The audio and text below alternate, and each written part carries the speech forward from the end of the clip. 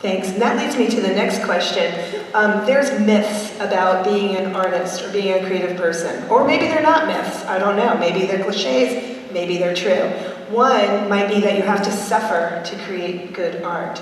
Two, that if you're an artist, you're going to be poor.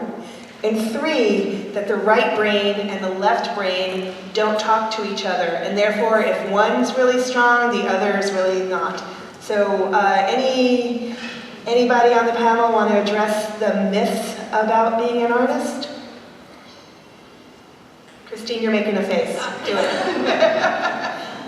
It's your left. They're arguing.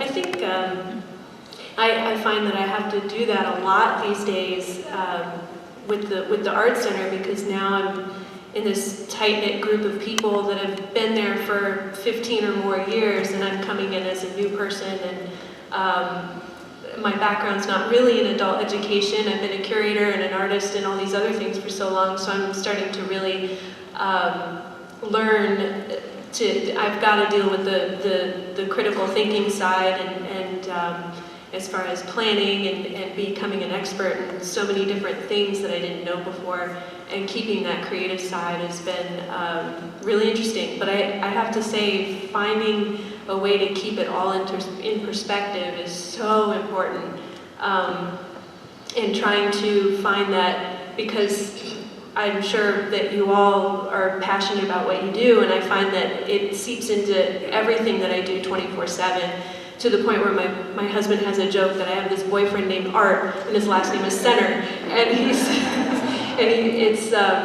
it's very interesting to try, and there's no way to turn it off. And so if you guys have any advice about how to like turn the right or the left side off, just so I can get some sleep, and that'd be great. So I definitely am growing a lot in this past 10 months that I've been with the Art Center, and making sure that it's balanced. And I find that the more that I'm researching and having to write and do proposals and partnering with the city and making myself have to do the administrative side and become the expert in whatever it is that I have to be an expert in, has really helped sort of keep that in balance, to use my creativity in different ways, instead of just making art, but how we can make the most exciting experience for someone who's not an artist, or however else we can communicate with the community like that. So I don't know if that answered your question. I think you did a pretty good job. Does anybody else want to jump in, or? I would just say one of the ways that I've found to do the creative, the left and the right brain, is I had to force myself. In most cases, I think creativity, sometimes it strikes at the oddest time, it strikes at the oddest hours, and we feed off of that. And that passion happens, and you foster that passion in your art, your music. It grows.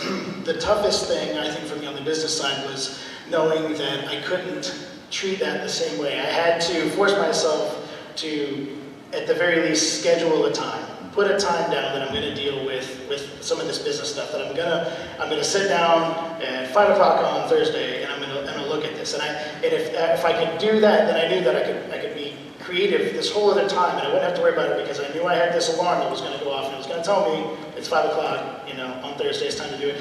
And should it happen in the middle of a creative zone, I think the biggest thing is, maybe you've got to continue writing or being creative at 5 o'clock on that Thursday. Don't just push it off. If you have to reschedule it, but look at, pull it out for 60 seconds, look at your schedule, find another place and put something down, because it's really hard, I think, when you're in that creative zone, to pop out of it and say, I'll get to the business, I'll get to it later, I'll eventually get there.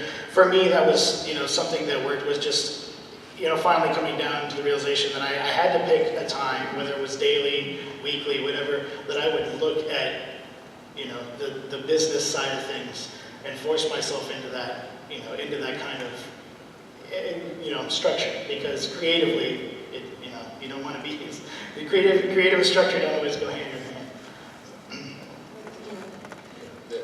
Some of those cliches about starting and suffering artists are cliches because it happens. There is some truism to it, but you don't have to be suffering or starving to be a very creative person. And I think that's where the cliche breaks down.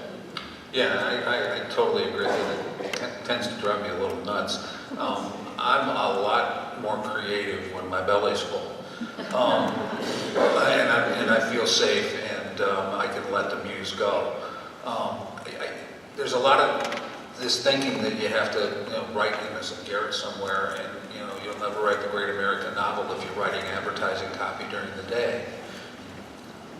Not true. There's lots of people that have done that over the years and eventually became writers on their own because they sold such great books, but you can still do it, get a paycheck. As a matter of fact, it's your absolute release. It makes writing fun because you're not doing it to somebody else's deadline. Plus, it's also teaching you all sorts of things you don't know you're learning at the time. So, I fight against that. If you can use your skills in some job somewhere, that aren't exactly what you had in mind, you can still go do it and still keep working at it from the day you're born to the day you die. Where that's going to go, I don't know, but you're still an artist.